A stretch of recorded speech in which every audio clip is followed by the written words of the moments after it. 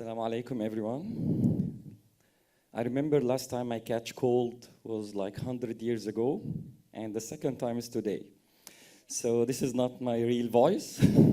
It's just when I get cold.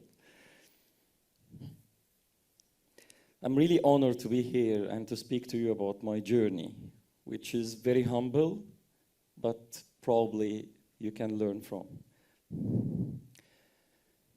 We love vision, all of us. I love vision. When you are in the middle of the room, you can say, I have vision, and basically everyone will think this is a smart man. This is know what actually he's speaking about. We love vision because vision is inspiring. But let me tell you one thing I learned. Things are not changed by vision. Things are changed by our choice we make, especially if it's uncomfortable. And this is something I learned. I start my life in a very relevant to the healthcare innovation. I start as a football player. So I was playing football, a young boy, 6 years old, I start. And until 19 years, I was playing football with only one dream, is to become a pro football player. Nothing more, nothing less. I like football because it's very systematic. In the court, there is no rule. There's all rules, right? I know my line, I know my formation, I know my position, I know how I actually play. And more important, I know how I win and how I lose, right? Because this is very important. And then I got injury, big injury back then, and I couldn't continue, and it was scared. It was scary because suddenly I moved to a different work, different area, where no rules, where no formation, no coach to tell me what to do, and it was scary. And I guess psychologists will tell you that scientifically, humans are scared because of changes. But why is that? Because humans actually move in a pattern, in the groups. We are doing the same thing always. Even though that you think you are smarter than everyone else, you still actually get out of the crowd following a pattern.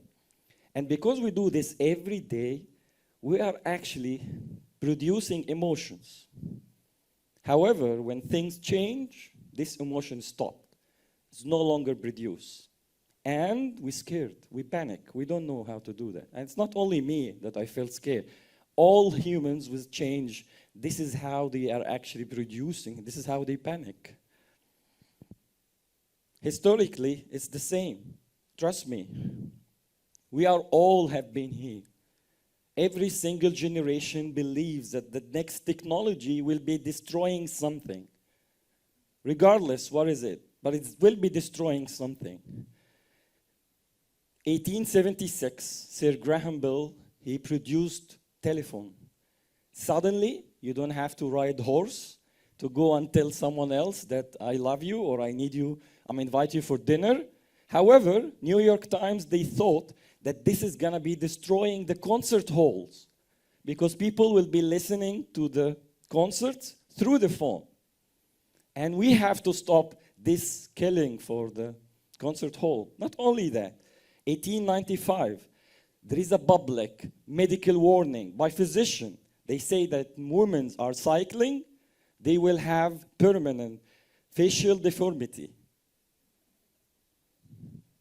They even give it a name, physician name, medical name. It's bike faces. When you look for bike faces, you will see it. It's crazy, but this is true. 1954, we, first time in the history, discovered that luggage can be adding caster, and we can pull it rather than we carry it over, right? 30 years, and everyone failed to make this patent. No single luggage sold. This is the most ironic innovation business model. They even teach it in Harvard. And for simple reason, holding a bag is masculine thing. It's men's job. And women shouldn't be holding their bags. And men, I need to show my masculinity, so I will not do this. 1920, radio came on board, and people think that medical again, that it's actually kill animals, kids, and humans. Stop this killer. So we're here before. It's not the first thing. This is not the first time we hear this story. It's there, ages. And today, 2026, we do believe that AI will destroy human. We are not coming from nowhere. We are coming from ages and hundreds of years building on the same concept. Why is that? Because we failed to process our emotions. Something different happening. We don't understand. So I learned this. This is our normal human emotions. We shouldn't be feared from this. This is something we need to follow. And you need actually to make a choice to act outside their comfortable zone. This is what we are looking for. Another lesson is, I've been in delusion when I start working. Everything new for me was innovation. Everything disrupted is innovation. Everything with technology is innovation. But with years and with failing and failing and failing, I discovered this is not the case. In fact, Segway has been introduced in the market, raised millions, hundreds of millions of dollars, and I got the chance to speak with the founder. And guess what? He thought that this is no new product will hit the world. And guess what? He is introducing this to make a revolution in the urban mobility. Means that instead of jogging every morning, you will get your Segway and go to the tour. Someone felt that. Not only this, someone believed in this vision and in fact invested $400 million. And discontinued at the end, because innovation doesn't mean novelty. Google, we all like Google. Who can say Google, they don't know what they are doing, right? They introduced Google Glass. What's happened? Very expensive, amazing technology. Society refused, then discontinued. Just like that. So Google, they didn't know what they do. Other product, they choose to say that one blood can actually make a lot of tests from only one single drop. And we end up to know that this is actually fraud. And she is in jail for 200 years maybe. So we understand, and I learned with time and failing and success, that actually innovation is not necessarily novelty. It's not technology, it's not disruption. Innovation is what we can actually call new things, technology, but more important that we know exactly what we are serving for. This is not new. This is not only human, by the way. We are actually, countries is behaving like that. This is a very sad story. This is Rwanda, 1994. And in fact, Rwanda, this is in this period of time, most of the scary African hunger or any bad images or photos you can see is most likely from Rwanda, what's happening there. Suddenly, there is a civil war, 800,000 persons killed, 2 million left the country to the neighborhood, and it was disasters. In a situation like that, how you can describe, when I'm asking you, how you imagine a healthcare happening in this country in 10 years? And most likely you will call me crazy because there is absolutely, even after hundreds of years, a country like that, that it will come and we will have a solid healthcare plan or a system. But in fact, Rwanda did it. And not only that, their healthcare system become one of the most solid and technological healthcare system. Because very, very important thing, and this is another lesson I learned. When you are going in an innovation journey, you need to disclose or remove every emotional memory, or what we call in our world legacy. Legacy is biggest enemy for our innovation. And this is what Rwanda believes. They did not work based on their legacy, based on the memories, based on the emotional memory that all this country holds. In fact, they just redesigned the system, not preserve it. And this is how they end up today, one of the best countries in Africa. In fact, we call it Switzerland of Africa. So this is basically story of Rwanda. So countries behave like individuals. The next lesson I learned from India. India is amazing language, by the way. It's very rich in vocab. As an example, I will tell you that I had a love story with someone. I fall in love. I go there. I engage with her.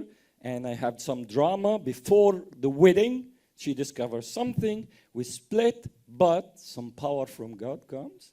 And we become together again. And then we happily live never after, right? One Indian will tell me, yeah, this is jadab. Just one word. And my lesson, next one, is from jugaad. Jugaad means that you are actually innovation in a very constrained environment. You are solving a very, very necessary problems. Very improvised way, low income, no economy. And that's jugaad. This is innovation by itself, right? I didn't believe it. I asked many Indian, is it really means that? And they all say, yes, it is. So jugaad is amazing because this is another lesson I learned. Innovation doesn't need to be complex. Innovation is just simple. We need to solve the real problem. This is very important and more important than anything else. Because our job always is to have to simplify complex problem. My problem as a leader, as an innovation leader, to make the process boring. Not to come every day to introduce new things. This is wrong concept. And this is definitely against any innovation.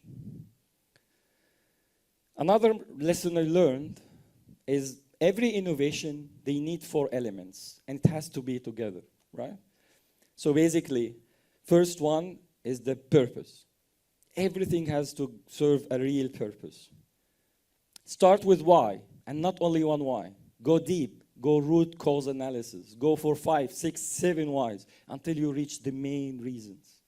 You need to solve a real problem. Otherwise, trust me, it's worthless. Something I learn always when we design hospital, the main function of any hospital is to make patient away from the hospital. This is the purpose of the hospital. And if we follow this, we will create the right innovation that matters. Process. Ideas are easy. I can give you any ideas tomorrow. 100 ideas. If today I'm telling you, give me a solution, millions of ideas will be in the flow. But the thing is, execution is everything. You need system to test, to learn. You need system that fails. You design system to fail. You design system to mitigate. Because we are human. This is our job in life. We make mistakes. And then we say we are perfect. So this is definitely required, the process. People. Everything is about people, humans. This is us. Innovation lives or dies because mindset, trust, and talent. Who owns it, this innovation? Who actually you are serving? Who's your team? Who is buying in? This is very important. And last is the platform. I have to say here that technology is not innovation. Technology is a tool. And if you are using the right tool, you can scale it. How we can scale this idea, how we can make it common, how we can be part of the pattern so we can produce emotions. And we are no longer resist it or push it back. Ironically, when someone asked me for innovation, we started with platform. We start with technology without having the other 3 B's in place. And this is crazy. And that's why main innovation, most of the innovation, they are actually failed. Leaving football was big change for me because football, they teach me how to perform in a system. And that's amazing because I do my job, I live as an athlete, I know what to do, what not to do, and then I go and everything makes sense. However, innovation, it teaches me that how to be forced to perform without even system exist, without even vision in place, without even plan there, because this is our job. And that's my last message for you. We don't try to vision. Vision is inspiring, but it's not about everything. We move forward, we fall behind by the choice we make. Thank you.